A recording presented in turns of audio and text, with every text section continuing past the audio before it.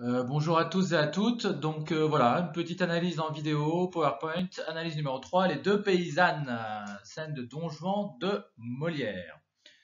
Euh, donc on va plutôt faire ça sous la forme d'un commentaire composé, hein, pas une lecture linéaire. Euh, on a une problématique, comment Don Juan arrive-t-il à manipuler tout le monde? On a un plan en trois parties, deux femmes dupées, c'est-à-dire trompées, un jeu de scène comique, et trois, l'art de manipulation selon Don Juan. Alors, tout d'abord, de cette scène, on a deux femmes dupées, hein, finalement. Quelles reproches Charlotte et Mathurine, les deux paysannes, s'adressent-elles? Elles se reprochent mutuellement de chercher à séduire Don Juan. La preuve, Charlotte, ce n'est pas bien de courir sur le marché des autres. C'est moi que monsieur a vu la première. S'il vous a vu la première, il m'a vu la seconde et m'a promis de m'épouser. En réalité, Don Juan a promis la même chose aux deux femmes. Donc elles se font complètement avoir. Les indices nous permettent de dire que les deux femmes sont en conflit. Elles s'apostrophent. Quoi, Charlotte? Qu'est donc, Mathurine? Il y a les mêmes termes qui sont repris encore et encore. Il m'a promis de m'épouser. C'est moi qui l'a promis d'épouser. On a des parallélismes. Le v'là qui est pour le dire. Le v'là qui est pour le démentir. Et on a des mauvaises intentions entre les deux femmes. Je veux que monsieur vous montre votre bec jaune. Je veux que monsieur vous rende un peu Camus. Néanmoins, pourquoi peut-on affirmer que la dispute prend finalement une mauvaise tournure pour Don Juan? Au bout d'un moment, évidemment, les deux jeunes femmes poussent Don Juan à éclaircir la situation. Dites, parlez, avec les impératifs. On a une didascalie pour Don Juan qui est embarrassé, qui montre qu'il est, il sait pas trop comment sortir de cette situation délicate. La deuxième partie, c'est un jeu de scène comique. On va observer l'emploi des didascalies dans cette scène. En quoi ont-elles une fonction comique? On a des apartés de Don Juan, hein, tout le temps,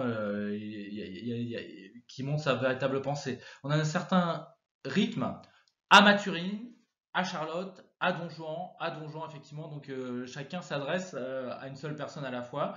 Bas à Charlotte, bas à Mathurine. Il y a une portée comique puisque le spectateur voit bien que Don Juan manipule les deux femmes sans qu'elles le remarquent. En quoi le rythme des répliques participe-t-il à l'effet comique de la scène? On a des répliques brèves qui donnent du comique et du rythme. On a des stichométies. Vous vous souvenez, la stichométie, c'est en fait une succession de répliques brèves et rapides pour montrer la tension. Vous allez voir vous-même, dites, parlez, etc. Tac, tac, tac, tac, tac, tac, tac. C'est une vraie mitraillette. Étudier le langage et l'attitude des deux jeunes femmes, comment sont-elles tournées en ridicule? On voit qu'il y a deux femmes immatures. Oui, Charlotte, je veux. Oui, Mathurine, je veux. On a l'origine sociale avec un accent, hein, qui est Molière choisit de donner un accent aux paysannes pour se moquer un peu d'elles. Mais qu'humain donc, vraiment, le v'là, elle le soutient, elle l'assure. Donc effectivement, c'est vraiment la manière de parler des paysans au XVIIe siècle. Et on voit que là-dedans, bah, la troisième partie, c'est que elles se font complètement manipuler par Don Juan. C'est l'art de la manipulation selon Don Juan. Quelle stratégie Don Juan emploie-t-il pour persuader les jeunes femmes de ses bonnes intentions? Il tente de retourner Mathurine et Charlotte l'une contre l'autre. Elle fait l'amoureux avec l'une et critique l'autre et vice-versa. Je gage qu'elle va vous dire que je recommence. Je gage qu'elle va vous dire que je lui ai promis de l'épouser. Gageons qu'elle vous soutiendra que je lui ai donné parole de la prendre pour femme. Il joue ainsi une sorte de double jeu. Pourquoi peut-on dire que le héros fait preuve d'une grande habileté? Bah, Don Juan n'est jamais remis en cause. Il arrive à s'en sortir, hein, et il entretient la rivalité entre les deux femmes. Ne lui dites rien, c'est une folle. Laissez-la là, c'est une extravagante. En quoi la tirade de Don Juan marque-t-elle l'apogée de son art de la manipulation? C'est la fameuse tirade où effectivement il développe son argumentaire. Il y a une accumulation de phrases interrogatives, il gagne du temps, hein, il répond pas, il égare l'esprit. Il faut faire et non pas dire, et les effets décident mieux que les paroles. Donc effectivement, il y a cette espèce de langue de bois pour gagner du temps. On voit que Don Juan maîtrise le langage.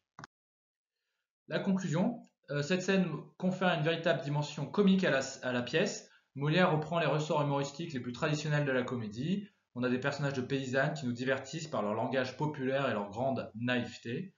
Le jeu de scène de Don Juan renforce à son tour le comique de situation, il va de l'un à l'autre, hein. Il parvient à manipuler les deux femmes avec beaucoup d'habileté. Charlotte et Mathurine apparaissent comme les victimes du libertin qui ne veut renoncer à aucune de ses conquêtes. Tadam! Le code du sixième chiffre du cadenas, c'est 6!